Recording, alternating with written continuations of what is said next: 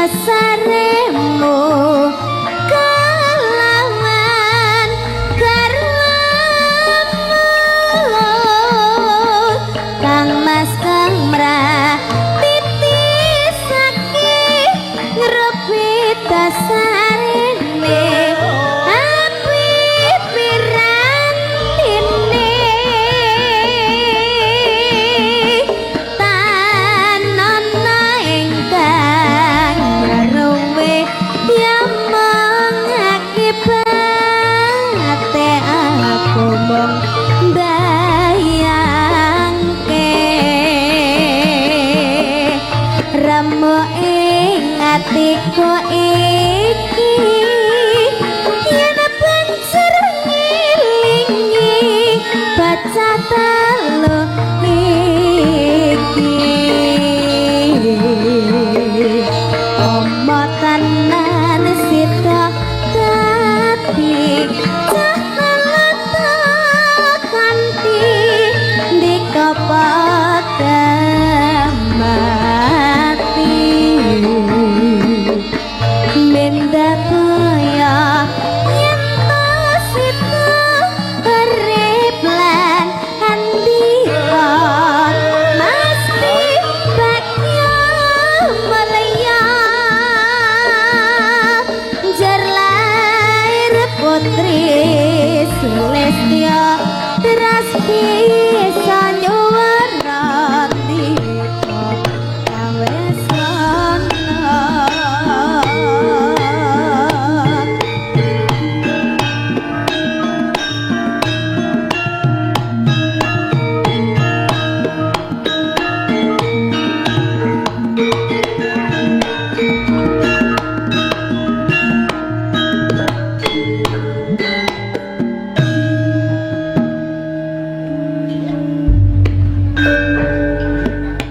sing gedhe ngapur-ngapur kang mas babut janku sejentang hatiku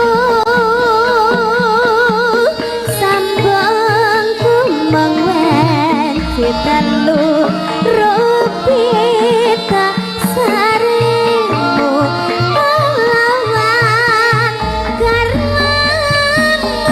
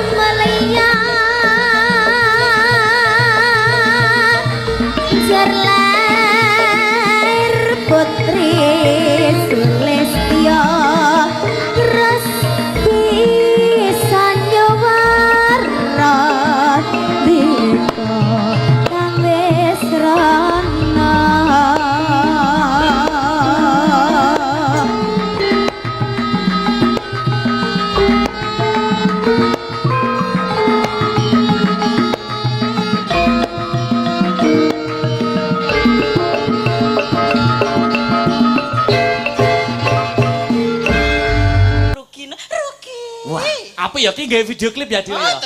Iki latihan. Iki latihan sok gawe video klip ketoke ning ndi? Medane ning ndi enake? Ya ning Guyangan kok ya. Ya mbok ning romantis omah-omah joglo awake dhewe gandengan. Lah wong numasane lagu ki Guyangan lho Mas. Yo tapi kan pasangan, couple, kudune awake dhewe gandengan ning joglo medun karo nyanyi. Kuwi lak biyen mantanmu. Jancuk. Biyen guyane gawe video klip. Wah, modern ngene. Terus kok kono ngene gandengan. Terus Saiki nyungir. terasa lebih indah. Ngono ya, Mak. Agama karo budaya kudu mlaku bareng, aja ditabrake mengko mundhak cawuh. Ya ngestokke dawuh. Dibawani langkung rumiyin. Sumangga ya dipun bawani dandang kula pepiling karya besar Ki Haji Anom Surata mengko tibake pepiling ya, Nok. Ya. Mangga, Mas. Rukun Islam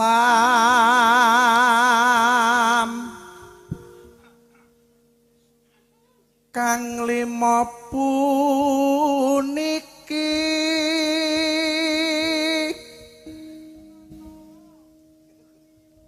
katindakna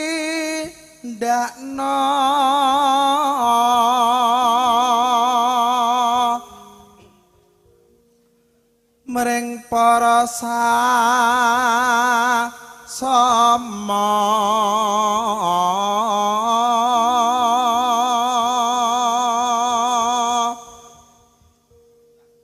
aja padha ditinggalke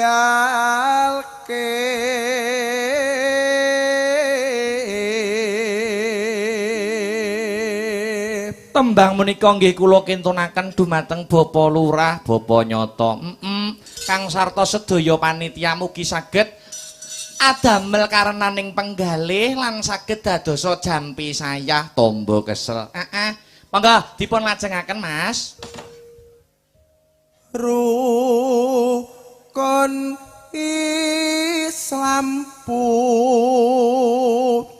niku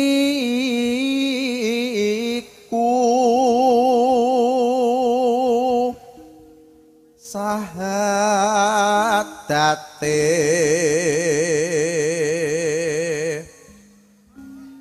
kang angka siji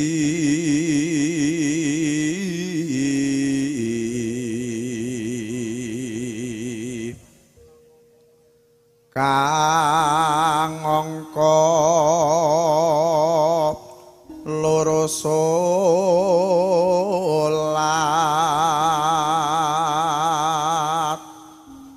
dene kang telu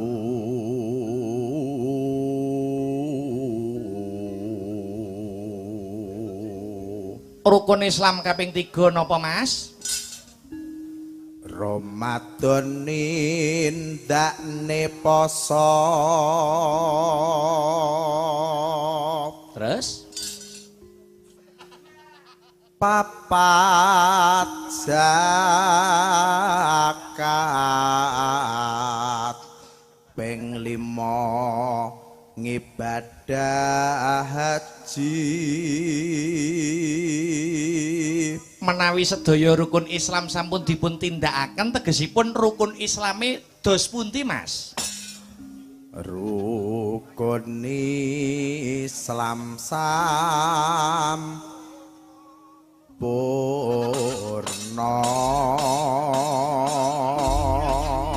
ya tibake ya, Nak. Karya besar Ki Haji Anom Surata. Coba kaya ngapa? Dadeke ya.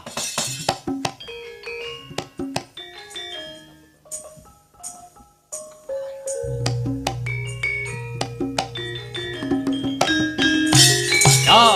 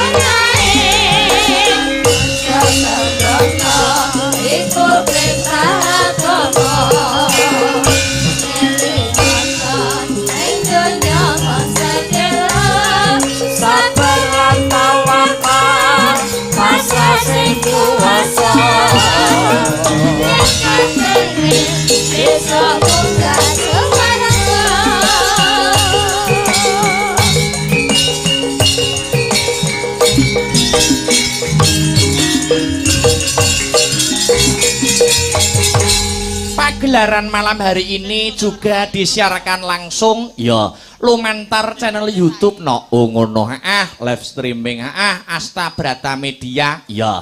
Dadi iki sing kepareng mirsani ora mung penonton kang ana lokasi utawa TKP, ning kabeh para sutresna budaya wabil khusus pecinta wayang kulit kang sarta pengikut setia channel YouTube Asta Brata Media juga memonitor para warga masyarakat Weru kang sarta Mbulak Mojo anggone kagungan kersa bersih dusun bengiki. Ngono ya, Mak. Menyelam sambil minum air ya diwaca dhisik ana layang sing tumibeng pangkon. Ngono ya, Mak. Assalamualaikum warahmatullahi wabarakatuh. Waalaikumsalam warahmatullahi wabarakatuh. Sugeng dalu Mbak Yu Cange.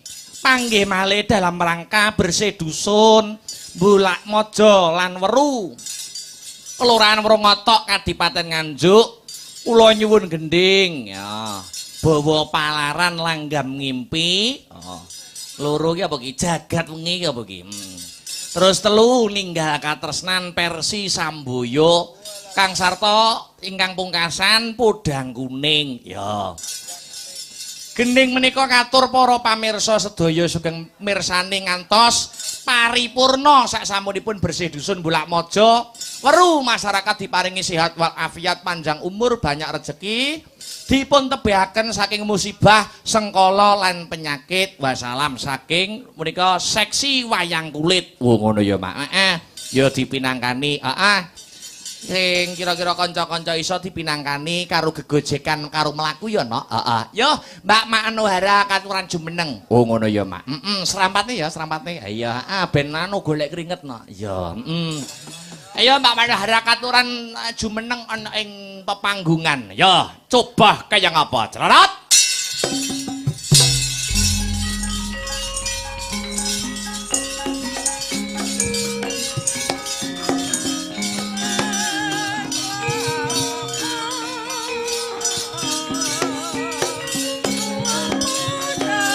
Alah,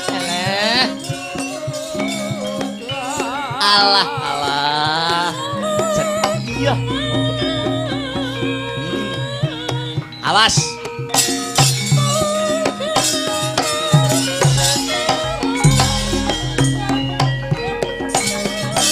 Iku kayong-yung selagamu saya nambahi wangun dasar ayu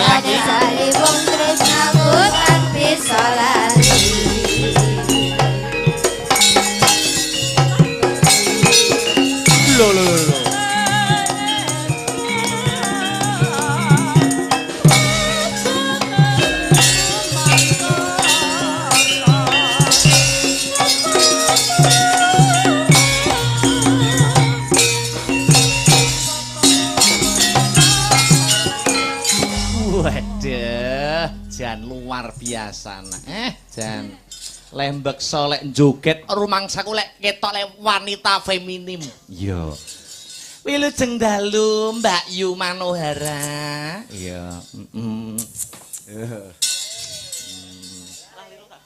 iya kuwi mengbuak apa jane ketutan rambut apa piye guys wilujeng dalu Wilujeng dalu. Selamat malam Mbak Manuhara. Selamat malam, Mas. Wah. Lah nyapa trayo lanang kok diguyu ki lho. Lek mlaku timik-timik ketok feminim lah kok selamat malam. Malam, Mas. Lah kesuwen to, Mas. Oh, kesuwen. Wong kene iki macak wedok kaya apa? Aku nang kono diceluk Nur Jainul. Ora ya damput wong-wong iki trayo. Ya ngaten niku ben akrab. Akrab ya akrab, Mas. Delok-delok to. Oh nek kadung macak wiwit sore ya. Nek maca wit jam 3 Wah. Untuk menghibur warga masyarakat Weruwara Bulakmaja nek macak nanti jam 3. Jam 3. Ngono kok diceluk apa wong? Jainul. Bah, nemen gitu. Lah malah cah cilik-cilik malah gumun aku. Piye cah cilik-cilik nyapa? Kan aku dikawal karo apa ki jenenge Anu, polisi. Ya karo hansip-hansip to. Lah cah cilik kemuni ngene to, Mas. Lho banjine kecekel jenenge. Ya ampun to. Kena garuan. Wong arep menghibur kok malah kecekel. Lho banjine kecekel jenenge. Ora apa-apa kan cah cilik urung ero. Urung apa-apa, Mas. Innallaha ma'asabirin. Artinya apa, Mbak? Wong sabar ditek-tek kancane. Wong sabar kasih Gusti Allah. Nah, Kok iso iya. ditek-ditek kancane iki lho Wila Mas. asline. Asline ngono. Oh, nyatane ya ditek-itek tenan. Oh nek karo Mbak Manohara aku ra wani ngideng-ngideng. Iteken, Mas. Melah. Iteken. Idek kok malah kaya mentok dobel ngono lho. Oh, wis tau delok metok dobel. Ya kira-kira jari wong-wong kae. Iki kok kurang penggian tanggapan wayang laris kok delok metok dobel iki lho. Kowe iki nek gak delok ek terus delok ngono kuwi. Wah, ampun. Kulino. Maksude kula niku mboten tega ngideg-ngideg sampean. Mergo kula ngrumangsani, Mbak. Oh, Dalang iya, Mas. Akbar dan Mbak Manohara itu paribasane senasib serumpun sepenanggungan.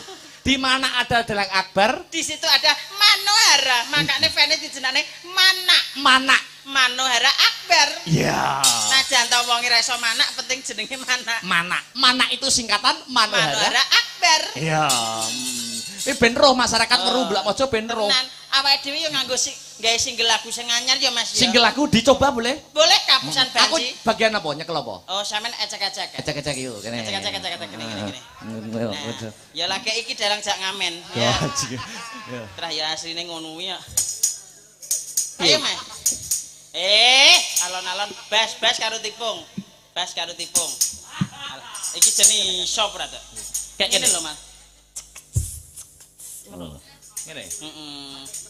Kok ramuni ya? Kok ramu ning jajal setengah. Aduh. Ngawur. Sesat kowe iki. Ya ampre munine iki piye? Ngono kok ya aku manut ya. Lah salahe wong goblok kok. Hei.